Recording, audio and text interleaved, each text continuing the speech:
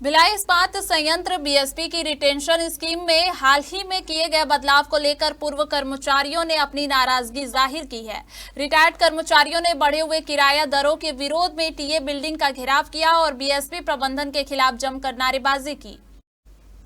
पूर्व रिटेंशन कर्मियों का कहना है कि बीएसपी प्रबंधन द्वारा अचानक किराया दरों में की गई बढ़ोतरी गलत है और इससे सेवानिवृत्त कर्मचारियों पर अतिरिक्त आर्थिक बोझ बढ़ गया है। उन्होंने मांग की है कि सभी रिटेंशन धारकों के आवासों को लाइसेंस में बदला जाए और वर्तमान में जिस मकान में कर्मचारी रह रहे हैं वहीं उन्हें आवंटित किया जाए। साथ ही बढ़े हुए किराया दरों को तत्काल प्रभाव से रद्द करने की मांग की गई है। इस मुद्दे को लेकर सेवानिवृत्त कर्मचारी संघ के प्रतिनिधि मंडल ने बीएसपी प्रबंधन को 15 दिनों का अल्टीमेटम दिया है। वहीं बीएसपी अधिकारियों ने मामले की गंभीरता को देखते हुए संबंधित सेल के आला अधिकारियों से चर्चा कर समाधान निकालने का आश्वासन दिया है।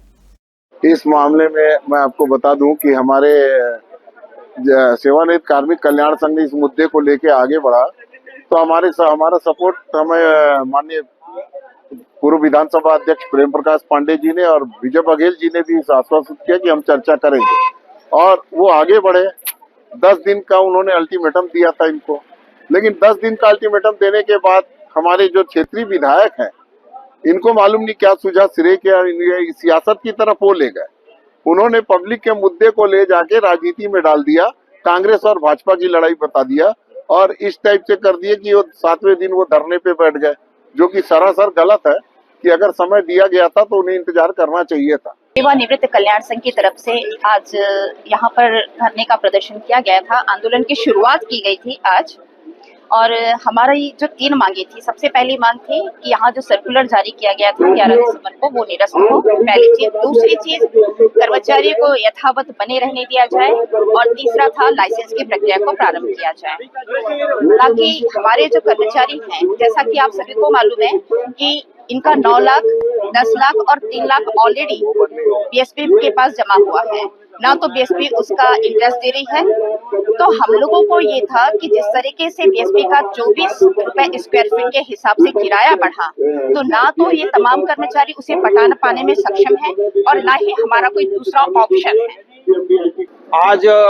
टीए बिल्डिंग के सामने ये जो आप भिलाई स्टील प्लांट के भूतपूर्व कर्मचारियों को जो हुजूम देख रहे हैं, ये इनके दर्द को बयान करता है और दर्द को बयान इस बात में करता है कि जिस संयंत्र कर्मियों ने अपनी सारी जिंदगी जवानी से बुढ़ापे तक इस संयंत्र को दे दिया और SAIL Steel Authority of India Limited का सिरमौर बनाया है, आज ये मिनी इंडिया के जो दुर्दशा ये प्रबंधन कर रहा है, एक तुगलकी फरमान जारी करके कि आपको समस्त उन मकानों में हम जो कर्मचारी रहते हैं जिनकी आयु खत्म हो चुकी है, सभी 60 साल से अधिक हो चुके उन मकानों को जर्जर हालत हो गई है। अगर विदेशों में रहता इसको डिसमेल्टिंग करके नए मकान बना दिए जाते, लेकिन उन्हीं मकानों में हम संयंत्र कर्मी अपना पैसा लगा करके रह रहे हैं, उसको ठीक ठाक किए हैं और टाउनशिप की सुंदरता को हमने बरकरार रखा हुआ है, ठीक है। और फोकट में मुफ्त में नहीं रह रहा बीएसपी कर्मचारी। 10-10 लाख रुपए, 9 लाख, 10-10 लाख रुपए इन्होंने टाउनशिप के पास में, प्रबंधन के पास में जमा किए हैं। ये सियासत का विषय है ही नहीं, ये राजनीतिक विषय है ही नहीं, ये उन माता पिताओं का विषय है जिन्होंने अपनी पूरी जवानी, अपना पूरा जीवन, खून पसीना बीएसपी अंतर्राष्ट्रीय पहचान बनाने में दे दिया। अब हर बार लीज आएगा और दूसरे जगहों में बीएसपी का जो प्रबंधन रहा है अलग अलग शहरों में आया भी है। भिलाई के लिए भेदभाव क्यों? तो और हमारे जो बुजुर्ग वर्ग है आज, जो कि सेक्टर 9 दवाइयों के सहारे हैं, बीमार हैं, लाचार हैं और जिस तरीके से प्रताड़ना वो लोग सह रहे हैं, एक 3-4 जो कर्मी हैं यहाँ पे, जो अधिकारी हैं, उनकी सिर्फ मानसिक दशा जो है समझ में आ रही है। उपचार तो उनको चाहिए,